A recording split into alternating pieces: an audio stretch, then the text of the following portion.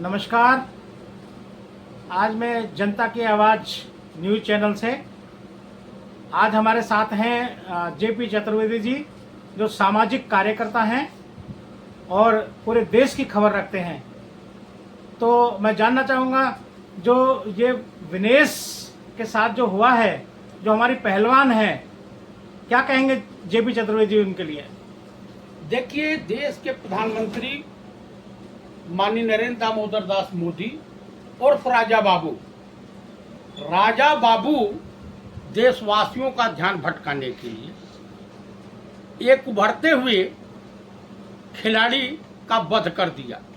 क्योंकि बांग्लादेश के मुद्दे पर यह पूरी सरकार फंसी हुई दिखाई दे रही है। बांग्लादेश में चाइना बैठ गया, म्यांमार में बैठ गया, नेपाल में बैठ गया, श्रीलंका में बैठ गया, और चाइना और पाकिस्तान मिल करके यहाँ पे सत्ता में पलटा है। उससे क्योंकि चाइना का मकसद है कि व्यापार और अपने वर्चस्व को दक्षिण एशिया में कायम रखना। इससे माननीय प्रधानमंत्री ही नहीं, भारत देश की सीमाएं भी अब सब सुरक्षित हो गई हैं।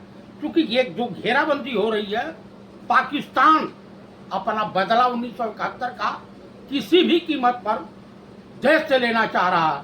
क्योंकि हमारे देश के माननीय प्रधानमंत्री वैसे सत्यता तो यह है कि 9वीं फेल है, लेकिन एंटायर पॉलिटिक्स की फर्जी डिग्री लेकर के एमए की।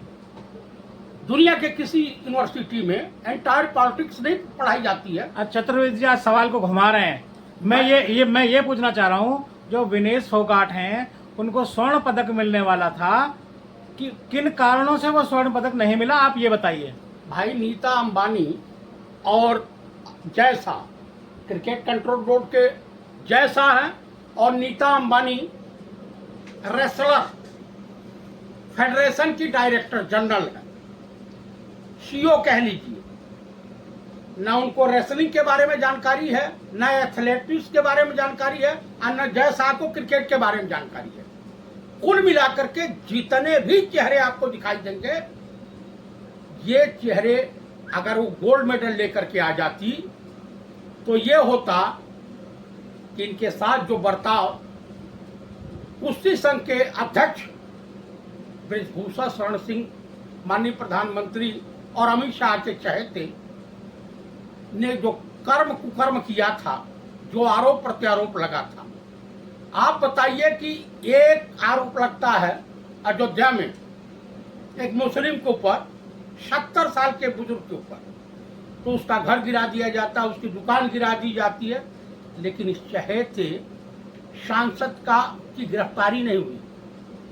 तो इस सब से निपटारा पाने के लिए एक गाना आया था किसी पिक्चर में, कहीं पे निगाहें कहीं पे निशाना।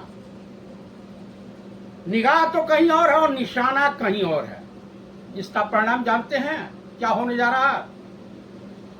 जो है भाजपा हरियाणा, महाराष्ट्र, झारखंड और जम्मू कश्मीर का चुनाव हारने जा रही है।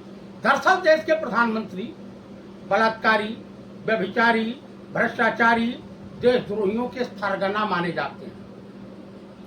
आप मुझे बताइए, कठुआ रेप कांड में भाजपाई जो है बलात्कारी को बचाने के लिए रैलियां निकालते थे, धरना प्रदर्शन करते थे।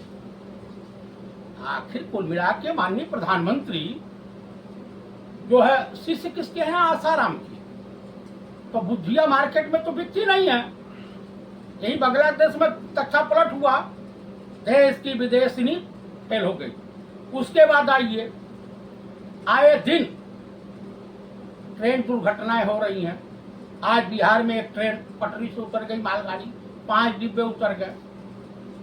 तो रेल मंत्री रेलवे विभाग के लिए पनौती साबित हो गया, और देश के लिए पनौती माननीय प्रधानमंत्री श्रीमान नरेंद्र दामोदर दास मोदी और राजा बाबू। राजा बाबू का मतलब अगर आपको समझना हो तो गोविंदा की एक पिक्चर आई है राजा बाबू, उसको देख लीजिए। प्रधानमंत्री का चाल चरित्र चेहरा समझ में आ जाएगा। अभी देश की जनता भ्रमित है। पंडित जी, लोग ये जानना चाहते हैं। एक मिनट सुन लीजिए, मेरी बात सुनिए। एक मिनट सुनिए। हमर जब भी डुबोएगा उछाला दे के मारेगा। सुनो ये मछलियों, नहीं पूरे देश के सुन लोग लीजिए, मैं इसी में कह दे रहा हूँ, सुनो ये मछलियों, हम तभी मछली हैं, मछली सब।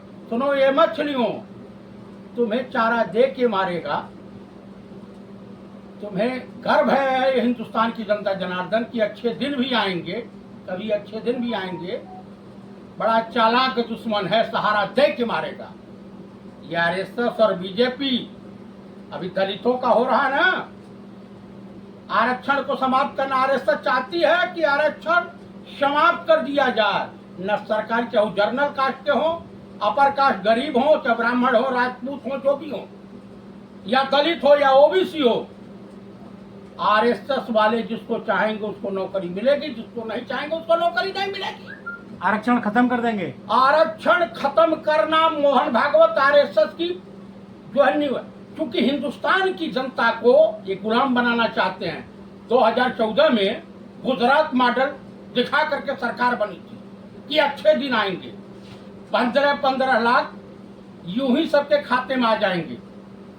आप तो पंडित जी हैं, आपको तो मिले होंगे 15 लाख। एकदम मिला है, इतना बढ़िया तरीके से मिला है कि हम भी कटोरा लेके मार्केट में घूम ही रहे। आपके खाते में नहीं आए 15 लाख? अरे वाह, किसके किसके खाते में आया है? तो राजनाथ सिंह से पूछे, उनके खाते में आया है। उसके बाद योगी आदित्यनाथ से पूछ लीजिए, चीफ मिनिस्टर हैं, कब कुर्सी घसक जाए वो भी बेचारे पैसों में पड़े हुए हैं। पत्रकारों को बंद कर दिया जा रहा है। आज उपराष्ट्रपति का जो बर्ताव था तमाम मेंबरानों के साथ, विपक्षी दल के नेताओं के साथ, उसकी घोर निंदा की जानी चाहिए। वो तो कुर्सी छोड़ने के लिए तैयार हो गए। तो जल्दी जाना, टूटी हुई खाट और झुका हुआ जाट किसी मतलब का नहीं रह जाता।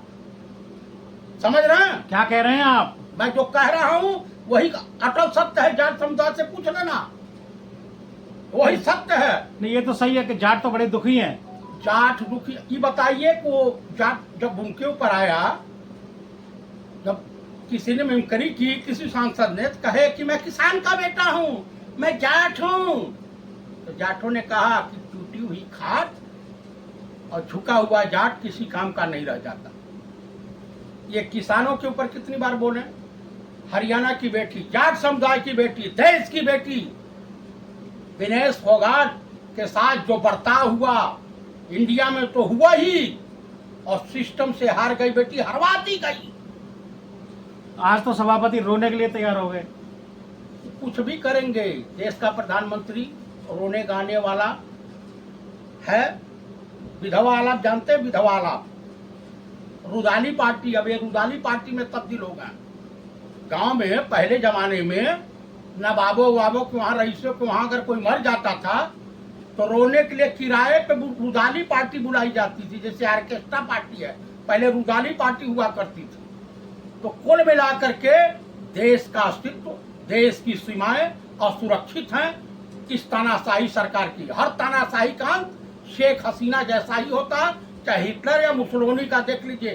भारत की अर्थव्यवस्था पूरी तरीके से धराशायी हो गई है। जिस दिन ये जाएगा पनौती, उस दिन देश को राहत मिलेगी।